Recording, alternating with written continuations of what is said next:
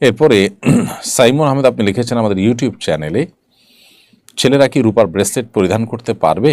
আমার বর আমার সাথে এক বিছানায় থাকে না অনেক বছর হলো, আমাদের শারীরিক সম্পর্ক হয় খুব কদাচিৎ, আমি চাইলেও সে সহজে আসে না, এতে কি তার গুনাহ হয় না?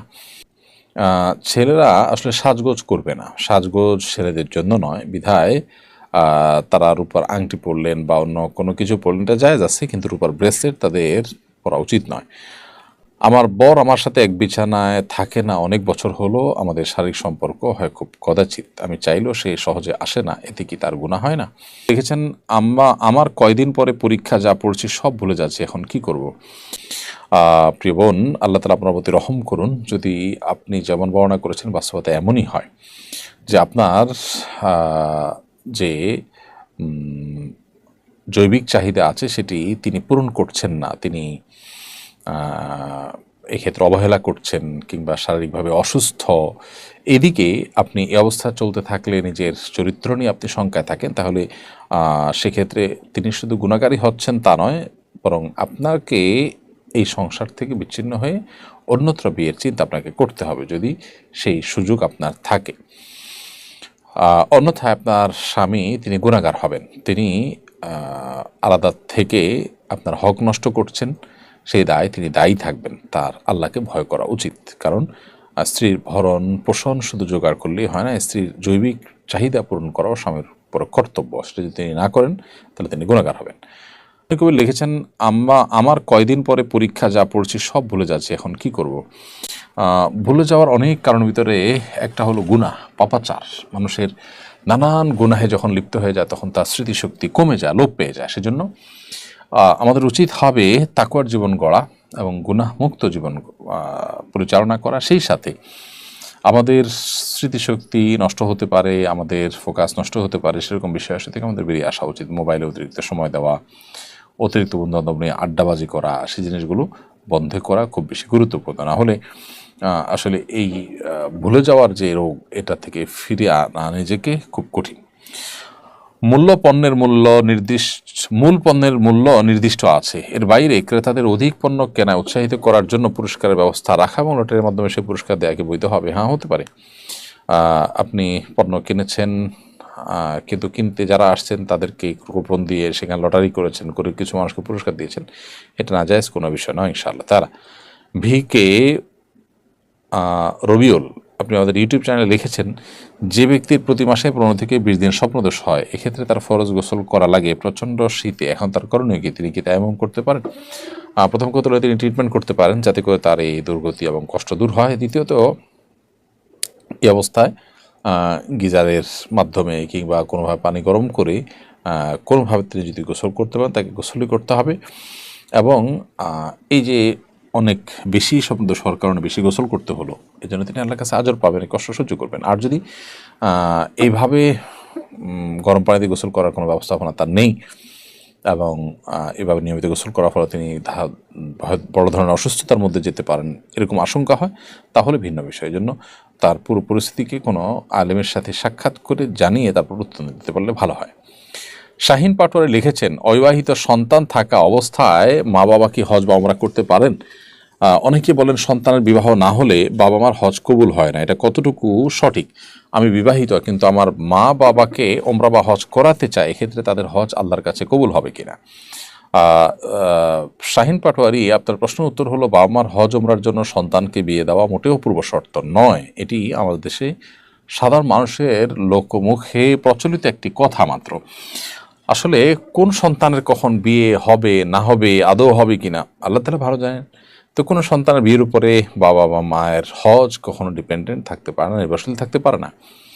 এমনকি সন্তান যদি একাধিক থাকে এবং তারা যদি ছোট থাকে, তাহলে সেক্ষেত্রে একই কথা প্রযোজ্য হবে যে সন্তান যদি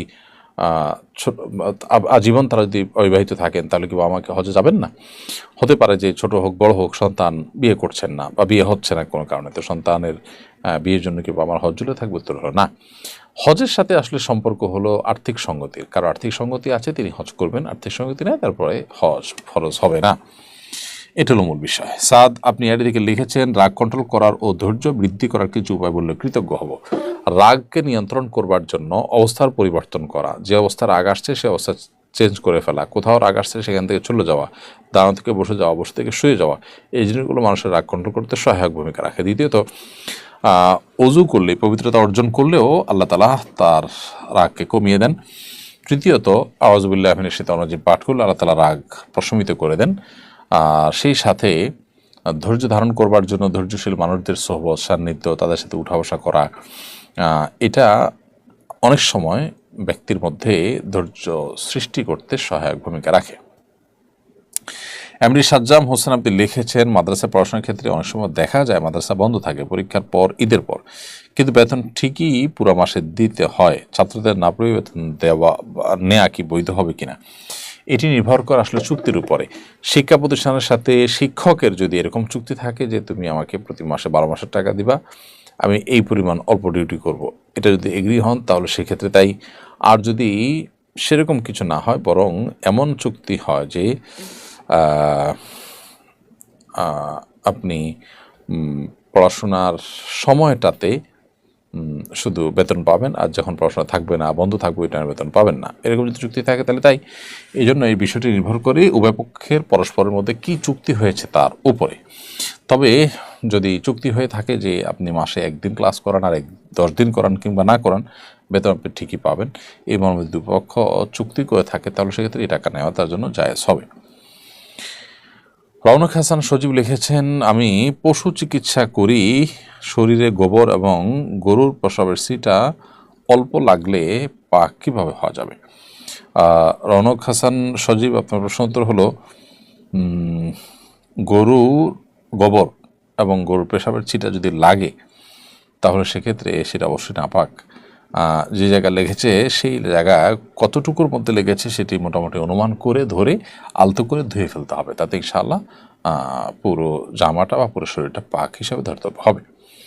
এরপর রেহানা খাতুন লিখেছেন অর্ধেক দাঁত ক্ষয় হয়ে যাওয়ার পর সেটাতে ডাক্তারের দ্বারা ক্যাপ লাগিয়ে বাকি অর্ধেক দাঁত নকল দ্বারা ঢেকে গেলে সে অজু গোসল হবে কিনা? অর্ধেক দাঁত ক্ষয় হয়ে যাওয়ার পর সেখানে যদি ডাক্তার কোনো ক্যাপ ইত্যাদি লাগান এবং সেটা যদি খোলা কঠিন হয়, ইজিলি সারাক্ষণ খোলাখুলির মতো ইস্যু না, বরং একটুও কষ্টকর হয়, একটু অসুবিধা তৈরি হয়, তাহলে সেক্ষেত্রে এটা খোলার দরকার না, ওই অবস্থা আপনি ওজু এবং গোসল করবেন, গোসল এবং ওজু হয়ে যাবে ইনশাআল্লাহ তাআলা। এরপরে কে আর ফাইয়াজ, আপনি আমাদের ইউটিউব চ্যানেলে লিখেছেন আমার মা এবং ছেলে একই জায়নামাজ বিছিয়ে পাশাপাশি নামাজ পড়া যাবে কিনা? বাসায় মা এবং ছেলে একই জায়নামাজ বিছিয়ে পাশাপাশি নামাজ পড়তে কোনো অসুবিধা নেই, তবে জামাতে যদি নামাজ পড়েন তাহলে সেক্ষেত্রে ছেলেকে সামনে দাঁড়াতে হবে, মাকে পিছনে দাঁড়াতে হবে। জামাত ছাড়া পড়লে নিজের মতো করে প্রত্যেকে যার যার নামাজ পড়তে পারেন, কোনো অসুবিধা নেই।